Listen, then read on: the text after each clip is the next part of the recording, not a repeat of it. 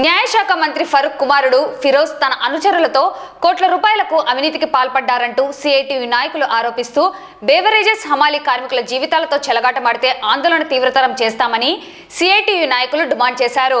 అలాగే విడుదల చేసిన నోటిఫికేషన్ రద్దు చేయాలని కోరారు. ఆంధ్రప్రదేశ్ బేవరేజెస్ కార్పొరేషన్ ఫ్యాక్టరీ ఎదుట ఆందోళన నిర్వహించారు.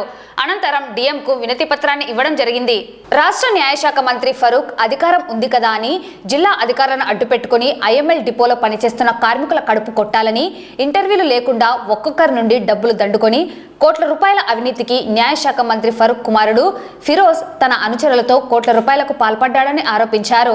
తమ అనుచరులతో చేస్తున్న ఆగడాలను సిఐటియుగా తీవ్రంగా వ్యతిరేకిస్తున్నామని, రాజకీయ జోక్యాన్ని వెంటనే విరమించుకోవాలని సిఐటియు జిల్లా అధ్యక్ష కార్యదర్శులు యేసురత్నం, నాగరాజు, పట్టణ అధ్యక్షులు దర్శనం లక్ష్మణ్, జిల్లా కార్యదర్శి వెన్నబాల వెంకట్, బేవరేజెస్ హమాలీ యూనియన్ సిఐటియు రాష్ట్ర ప్రధాన కార్యదర్శి మదన్ మోహన్ డిమాండ్ చేశారు. అనంతరం సిఐటియు కార్యాలయంలో విలేకరుల సమావేశంలో ఐఎంఎల్ డిపోలో జరిగిన అక్రమాలను తెలియజేశారు.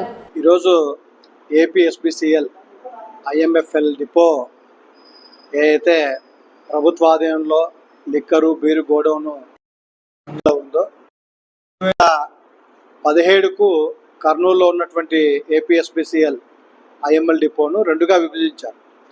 నంద్యాల పార్లమెంటుకి ఒకటి, కర్నూలు పార్లమెంటుకి ఒకటిగా డివైడ్ చేసినప్పుడు అప్పటికే అందులో పనిచేస్తున్నటువంటి వాళ్ళు పనిలో అట్లే ఉండాలని చెప్పేసి అప్పటి కమిషనరు 60-40 ప్రకారం 40% ఎగ్జిస్టెన్స్ అమాలీస్ పనిలో ఉంటారని చెప్పేసి వాళ్ళు ఇక్కడ పనిలో పంపించడం జరిగింది.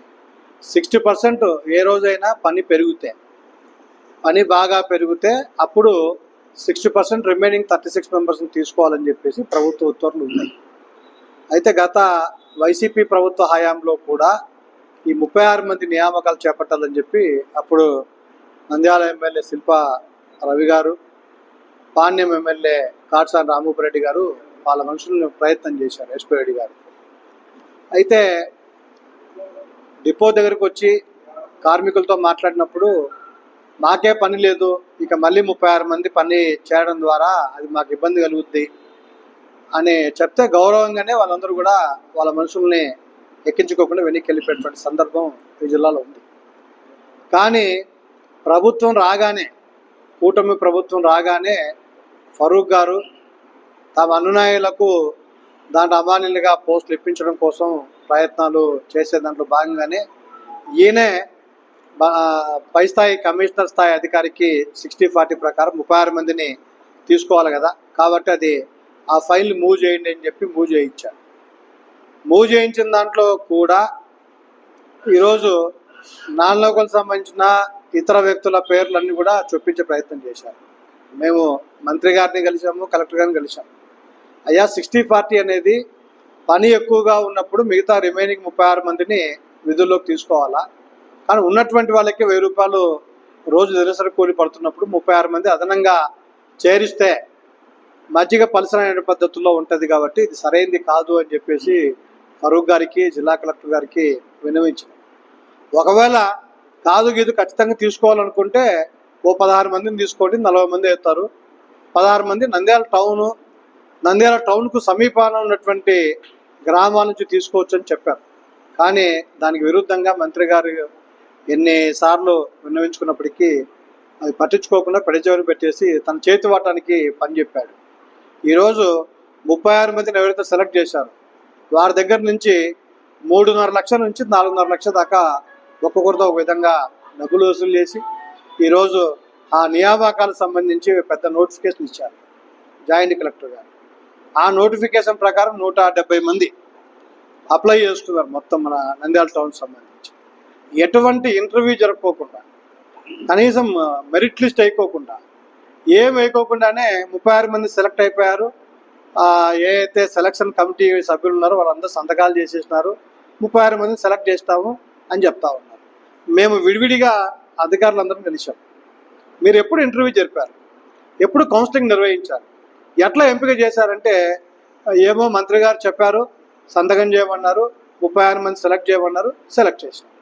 కాబట్టి ఇంటర్వ్యూ జరపలేదు, కౌన్సిలింగ్ జరపలేదు అని చెప్పే పద్ధతిలో నిస్సిగ్గుగా ఈరోజు అధికారులందరూ కూడా చెప్పే పరిస్థితి కొనసాగుతూ ఉంది. మేము జేసీ గారి మీద నమ్మకం పెట్టుకుని ఉన్నాం. జాయింట్ కలెక్టర్ గారు ప్రారంభంలో ఇది నిజమే, దీన్ని ఆపుతానని చెప్పే పద్ధతిలో ఆపారు. అయితే జాయింట్ కలెక్టర్ గారు లీవ్ పెట్టి ఫుల్ అడిషనల్ ఛార్జ్గా డిఆర్ఓ గారికి ఇచ్చిన తర్వాత డిఆర్ఓ గారు ఆయన ఇన్ఛార్జ్ జేసీగా ఉన్నటువంటి సమయంలోనే ఆ పద్ధతుల్లో వాటన్నిటిని ఈ తతంగం అంతా పూర్తి చేసేటువంటి పరిస్థితి ఉంది. కాబట్టి ఈ నోటిఫికేషన్లో చాలా అక్రమాలు జరిగాయి. కోటి 26 లక్షల నుంచి 1,50,00,000 దాకా పెద్ద అవినీతి జరిగిందనేది స్పష్టంగా అర్థమవుతా ఉంది. కాబట్టి ఈ నోటిఫికేషన్ రద్దు చేయాలా. అట్లే మంత్రి గారు న్యాయశాఖ మంత్రి, మరి న్యాయశాఖ మంత్రి రాష్ట్రంలో ఉన్నటువంటి ప్రజలకి కార్మికులకి అందరికీ న్యాయం చెప్పాల్సినటువంటి న్యాయశాఖ మంత్రి అన్యాయం చేస్తే ఎవరు చెప్పుకోవాలా? కాబట్టి మంత్రి గారు, మీరు మీ అనుచరులు, నీ కుమారులు అందరూ కూడా, నీ అనుచర వర్గంగా ఉన్నటువంటి మెద్ద హుసేని, నీ కుమారులు ఫిరోజు, కొండారెడ్డి, వీళ్ళందరూ కూడా కూడబలుకొని మీరందరూ డబ్బులు వసూలు చేశారు. లక్షల రూపాయలు డబ్బులు దండుకొని ఈరోజు ఈ నియామకాలు చేపట్టారు. మీకు ఇప్పటికైనా చిత్తశుద్ధి ఉంటే మీరు న్యాయశాఖ మంత్రి పదవికి గౌరవం తెచ్చే పాట అయితే ఖచ్చితంగా ఈ నోటిఫికేషన్ రద్దు చేయాలా. ఈ నోటిఫికేషన్ రద్దు చేసి తక్కువ సంఖ్యలో అంటే 16-20 మంది లోపలనే నియామకాలు చేపడితే మాకు ఎటువంటి అభ్యంతరం లేదు అని చెప్పేసి మేము చెప్తా ఉన్నాం. నంద్యాల జిల్లాలో మంత్రి ఫరూక్ గారు అవినీతికి పాల్పడము చర్చకు వస్తుంది. ఎందుకంటే బేవరేజెస్ హమాలి చేర్పించడం కోసము అక్కడ ఉన్నటువంటి హమాలి ఏదైతే 24 మంది ఉన్నారో మరో 36 మందిని చేర్పించడం కోసం ఒక్కొక్కరి దగ్గర 3.5 నుంచి 4 లక్షల రూపాయలు తన అనుమాయులతో 1,20,00,000కు పైగా అవినీతికి పాల్పడి నోటిఫికేషన్ ఇచ్చినప్పటి నుండి వాళ్ళకు మీకే ఉద్యోగాలు అని చెప్పేసి వాళ్ళ దగ్గర తీసుకున్నటువంటి సొమ్ము పెద్ద ఎత్తున ఈరోజు అవినీతికి పాల్పడడం జరిగింది. అయితే ఈ కమిటీలో ఏదైతే నోటిఫికేషన్ ఇచ్చినటువంటి కమిటీలో జాయింట్ కలెక్టర్ గారు, డిఎంహెచ్ఓ గారు, అసిస్టెంట్ లేబర్ కమిషనర్ గారు, అదేవిధంగా గోడౌన్కు సంబంధించినటువంటి మేనేజర్ గారు, వీళ్ళందరూ కూడా డిఎంహెచ్ఓ గారు వీళ్ళందరూ ఉన్నారు. వీళ్ళందరూ కూడా నోటిఫికేషన్ వచ్చినప్పటి నుండి ఇప్పటి వరకు ఎలాంటి ఇంటర్వ్యూలు జరపకుండా, కౌన్సిలింగ్ కూడా చేయకుండా వాళ్ళనందరినీ తీసుకున్నామని చెప్పేసేటువంటి పద్ధతిలో కేవలం మీరు సంతకాలు మాత్రమే చేయాలి, మీరు చేసేది ఏం లేదు అనేటువంటి రీతిలో ఈరోజు మంత్రి గారు వివరించడం అనేటువంటిది చాలా దుర్మార్గము. నిజంగా కార్మికులకు అన్యాయం జరుగుతుందని చెప్పేసి సిఐటిగా విన్నవించుకుంటే న్యాయశాఖ మంత్రిగా ఉన్నటువంటి ఫరూక్ గారే ఈరోజు అన్యాయం చేస్తున్నారు. అటువంటి ఆయనకే మళ్ళీ మేము చెప్పాల్సినటువంటి పరిస్థితి వస్తుందంటే నంద్యాల ఎంత దౌర్భాగ్యమైనటువంటి పరిస్థితి వస్తుందో అర్థం చేసుకోవాలి. కొత్తగా వచ్చిన టీడీ ప్రభుత్వం, కూటమి ప్రభుత్వం హమాలీలో కలుపు కొట్టే విధంగా వ్యవహరిస్తుంది. రాష్ట్రంలో మొత్తం 29 డిపోలు ఉన్నాయి. 29 డిపోల్లో గత టీడీ ప్రభుత్వంలో కొత్త డిపోలు ఏర్పాటు చేయాలని చెప్పి, అంటే సేల్ ఎక్కువైంది, షాపులు ఎక్కువైనాయి, మద్యం సేల్ ఎక్కువగా ఉంది కాబట్టి డిపోలు ఏర్పాటు చేయాలని చెప్పి కొత్త డిపోలు ఏర్పాటు విషయంలో కర్నూలు 2 డిపో నంద్యాలలో ఏర్పాటు చేయడం జరిగింది. అప్పుడు ఉన్నటువంటి కమిషనర్ గారు ముఖేష్ కుమార్ మీనా గారు ఉన్నప్పుడు, సార్ అక్కడ పనిచేసే హమాలీలకి వర్క్ తక్కువగా అవుతుంది, షాపులు డివైడ్ అవ్వడం వల్ల సగం పని తగ్గిపోతుంది, కావున కొంచెం పని కల్పించాలి, లేదంటే ప్రత్యామ్నాయం చూపించని అడగడంలో సిఐటి యూనియన్గా అప్పుడు అడిగితే అప్పుడు కమిషనర్ గారు స్పందించి ఒక సర్క్యులర్ ఇవ్వడం జరిగింది. అదే 40-60 సర్క్యులర్. 40% నాన్ లోకల్ వాళ్ళకి, 60% లోకల్ వాళ్ళకి ఇవ్వాలని చెప్పి ఇచ్చారు. దానికి అనుగుణంగా అప్పుడు మేము కర్నూలు నుండి నంద్యాలకు వచ్చి పనిచేస్తా ఉన్నాం ఇక్కడ నంద్యాల డిపోలో.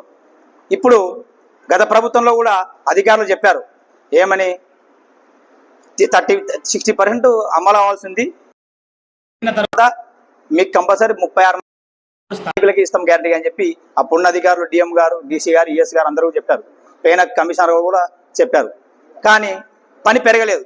ఎందుకంటే లాస్ట్ గత ప్రభుత్వంలో గవర్నమెంట్ షాపులు రావడం జరిగింది. గవర్నమెంట్ షాపులు వచ్చిన తర్వాత షాపులు కన్నా కుదించడం జరిగింది. రాష్ట్ర వ్యాప్తంగా రాష్ట్ర వ్యాప్తంగా షాపులు తగ్గాయి.